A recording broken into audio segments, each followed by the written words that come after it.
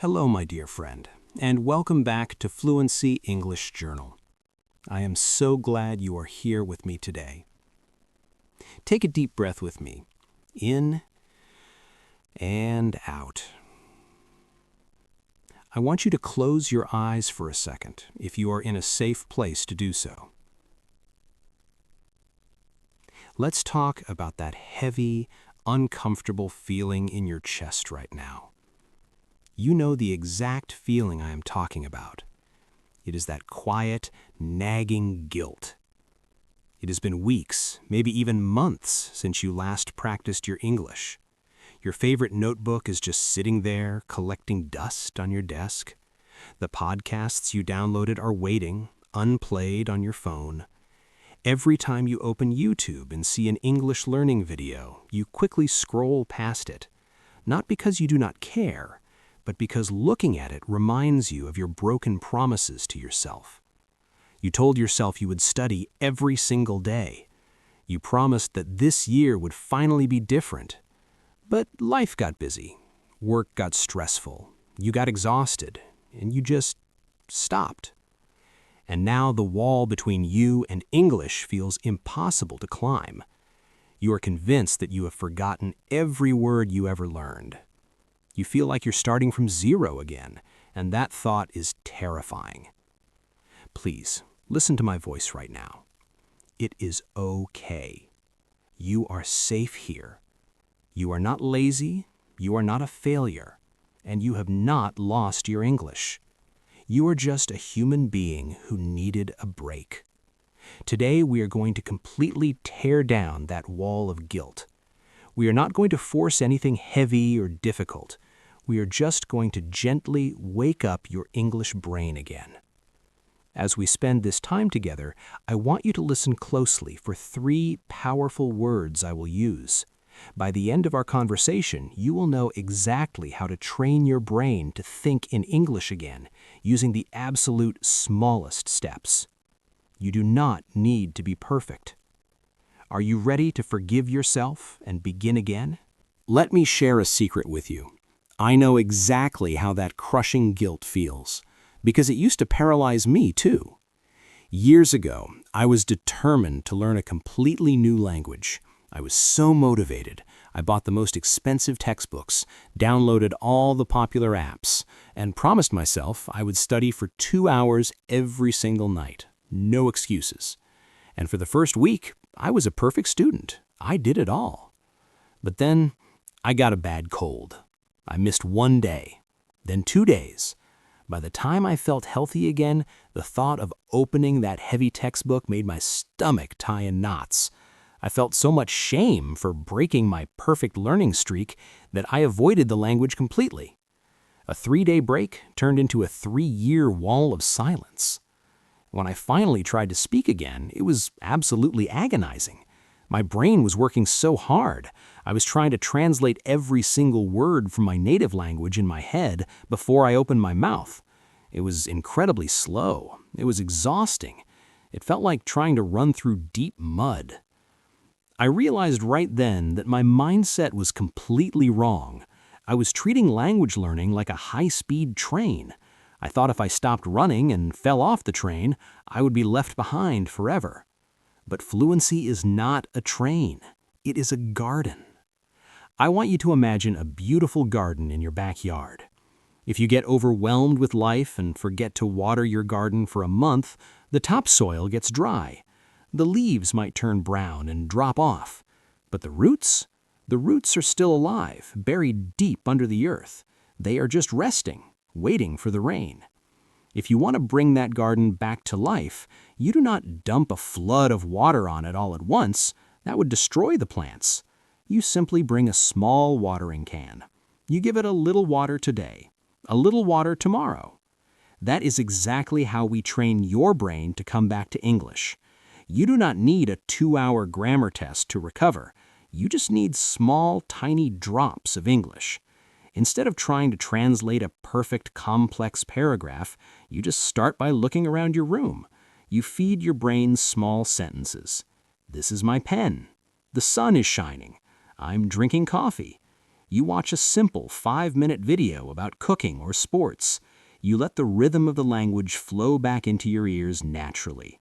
No pressure, no heavy lifting. So, my friend, I want you to put down those heavy buckets of guilt. Pick up your small watering can. Let's start watering the roots today. Are you still with me? Good. Now let's step out of your safe room and into the real world for a moment. Let's put this small watering can to the test. I want you to imagine you are sitting in your favorite coffee shop. It is a peaceful afternoon. You are just enjoying your iced coffee, feeling relaxed, not thinking about English at all. Suddenly, a tourist walks up to your table. They look a little lost, they smile politely, and they ask, "Excuse me, do you know how to get to the main train station?" Right in that split second, I know exactly what happens in your body. Your heart starts beating so fast, your hands might get a little sweaty. The panic sets in. The guilt of not studying for months rushes back into your mind, and you tell yourself, "I am not ready. I do not remember enough words for this." Your brain starts working overtime. You try to build a complex set of directions in your native language, and then you desperately try to translate that entire paragraph perfectly into English, and because it is too heavy, you freeze. The silence between you and the tourist feels like an eternity. Stop right there. Breathe.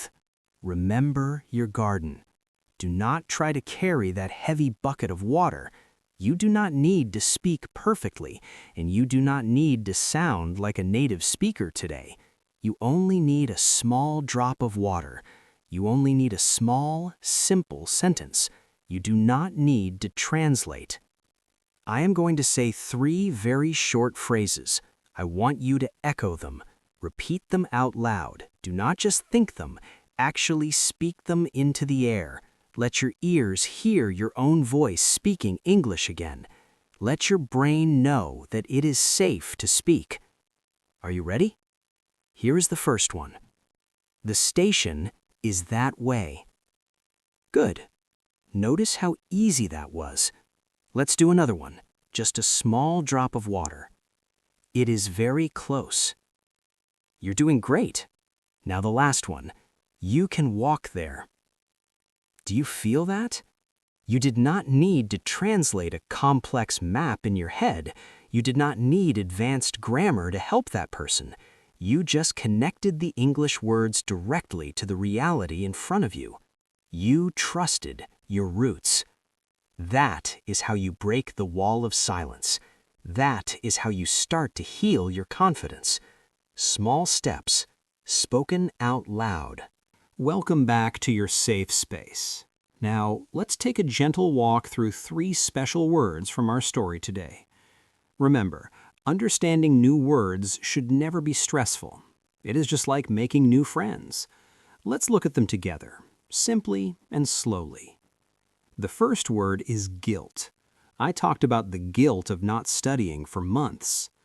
Guilt is that bad, heavy feeling you get inside your heart when you think you did something wrong or broke a promise. Imagine you are carrying a very heavy rock in your backpack everywhere you go. You carry it to work, to bed, and to your desk. It makes you so tired. That rock is guilt. Today we are opening that backpack and putting the rock down. The second word is overwhelmed. I mentioned that sometimes you get overwhelmed with life. To feel overwhelmed means there is too much happening at the same time and you feel like you cannot handle it. Imagine someone throws 50 tennis balls at you all at once. You try to catch them, but they hit you, they bounce away, and you feel confused. You cannot catch them all. That feeling is being overwhelmed. Remember, you only need to catch one small ball. One small English sentence. The third word is paralyze. I told you that my own guilt used to paralyze me. Usually, paralyze means your body cannot move at all. But when we talk about your mind, it means you were so scared, so worried, or so stressed that you cannot think or speak. It's like a small rabbit freezing in the dark when it hears a loud noise. It just stops moving completely. When you try to translate big, heavy paragraphs in your head, it paralyzes your mouth. But simple words will help you move again. We are nearing the end of our time together today. Take a moment to check in with yourself. How does your chest feel now? A little lighter, I hope? Please remember that learning a language is a slow journey, but slow is beautiful. You do not need to study for 2 painful hours every day to be good at English. Just 10 or 15 minutes of simple English is perfect. Think in small sentences when you wake up. Listen to a fun pop song. Watch a short video about cooking or sports. Feed your brain simple things that make you happy. And what if you make a mistake? What if you say the wrong word? Smile.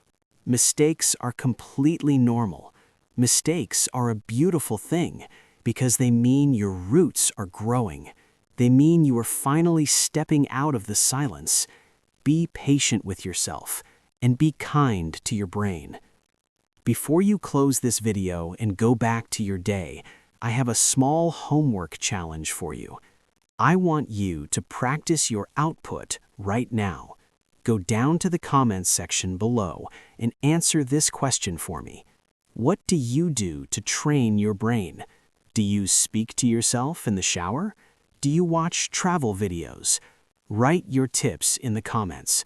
I want to read them, and this community wants to support you. You survived today.